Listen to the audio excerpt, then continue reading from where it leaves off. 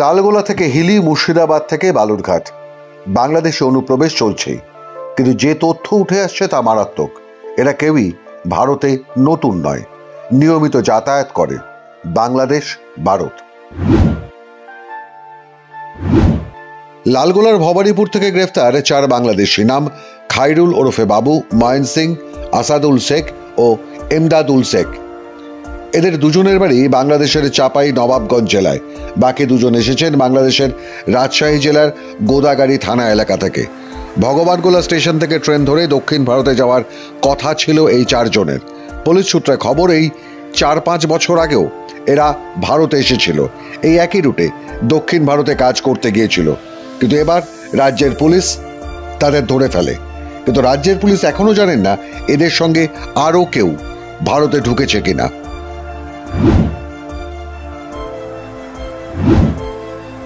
হিলিতে গ্রেফতার বাংলাদেশ থেকে ভারতে মানুষ পাচার করা দালাল চক্র। এই সূত্রও পাওয়া গেছে গ্রেফতার হওয়া বাংলাদেশিকে জিজ্ঞাসাবাদ করে। ধৃতের নাম বেজিলি মণ্ডল ওরফে আলী মণ্ডল। তৃতীয় লিঙ্গের এই বাংলাদেশের বাড়ি সিরাজগঞ্জে।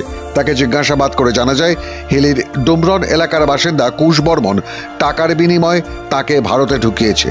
তার মতো আরও অনেকে কুশ বর্মনের হাত ধরে বাংলাদেশ থেকে ভারতে এসেছে। তার জাল নথি তৈরি করতে সাহায্য করেছে আরেক ভারতীয়, মিজানুর রহমান। পুলিশের হাতে ধরা না পড়লে এই জাল পরিচয়পত্র নিয়েই বিজলি ওরফে আলী মণ্ডল বদলে ফেলত নিজের দেশের নাম পরিচয়ও। 3 জনকে গ্রেফতার করেছে পুলিশ।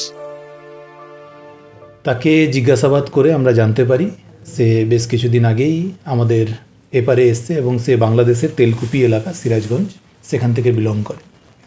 তাকে জিজ্ঞাসাবাদ করার পরে আমরা জানতে পারি সে আমাদের এদিককার একজন টাউট, যে লোক পারাপারের কাজ করে অবৈধভাবে।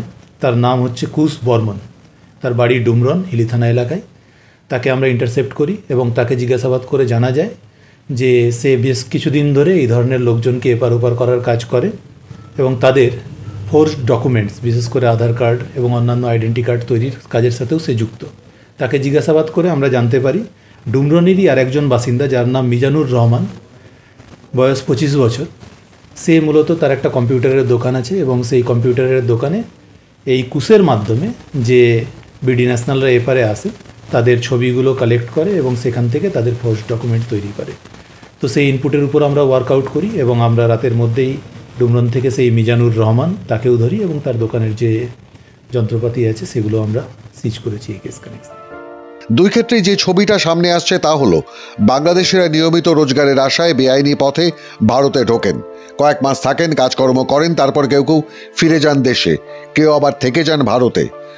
জাল পরিচয়পত্রের সুবাদে এদের কাছে কাজকর্মও জুটে যায়। কেউ রাজমিস্ত্রি কাজ করেন, কেউ বা হোটেলে রান্না বা সিকিউরিটি গার্ডের কাজ করেন। কখনো দিল্লি, কখনো চেন্নাই, কেরল, বেঙ্গালুরু, গুজরাট, রাজস্থান। অর্থাৎ নিয়মিত যাতায়াত আছে এপারে। কিন্তু বাস্তবতা হলো, এই চোরা পথে ভারতে ঢোকাটা এদের কাছে নতুন কিছু নয়। এপারেও দালাল চক্র সক্রিয়। পরিচয়পত্র বদল করে, পারলে নাম, ধাম, ধর্ম পর্যন্ত বদলে ফেলে ভারতীয় বনে যেতে বেশি সময় লাগে না এইসব বাংলাদেশিদের। সীমান্ত দিয়ে ঢোকার জন্য রাজ্য সরকার, মুখ্যমন্ত্রী বারবার বিএসএফকে দায়ী করছেন, কিন্তু রাজ্যে ঢুকে পড়ার পর পশ্চিমবঙ্গের পুলিশ এতদিন কি করছিল? কোথায় রাজ্যের গোয়েন্দা বিভাগ? এখন যখন প্রতিদিন বাংলাদেশি ধরছেন রাজ্য পুলিশের কর্তারা, গত 13 বছর তারা কি করছিলেন? আর এই প্রশ্নটাই তুলছে রাজ্যের বিরোধী দল। পুলিশের আরো আগে উচিত ছিল এই অপরাধীদের ধরা, আর আরো সক্রিয় এই জেলায় পুলিশ যত তাড়াতাড়ি পারে এদেরকে গ্রেপ্তার করুক। ভারতীয় জনতা পার্টি সবসময় বলে আসছে যে এই জেলা, এই রাজ্যের নিরাপত্তা প্রয়োজন। আর এখন 1-2 জনকে ধরে অনেক লাফালাফি করছে, আরও অনেক চক্র সক্রিয় আছে, সেটা দেখা উচিত। সম্পূর্ণ শাসক দলের মদতে এটা চলছে। গোটা রাজ্য এবং জেলাতে যে রকম অবৈধ যে কাজগুলো হচ্ছে তার পিছনে সম্পূর্ণরূপে শাসক দলের প্রত্যক্ষ মদত আছে। আর না হলে এরা কিভাবে এটা করার সুযোগটা পায়? আপনারা তদন্ত করুন, পুলিশ তদন্ত করুক, শাসক দলই এটা সম্পূর্ণরূপে করাচ্ছে। রাজ্যের শাসক দলের একাংশই অবৈধ পারাপার বা জাল নথি প্রচারপত্র তৈরির সঙ্গে যুক্ত বলেই কি রাজ্যের পুলিশ এতদিন শীত ঘুমেছিল? বাংলাদেশে অশান্তি শুরু হওয়ার পর থেকে কি তারা সক্রিয়?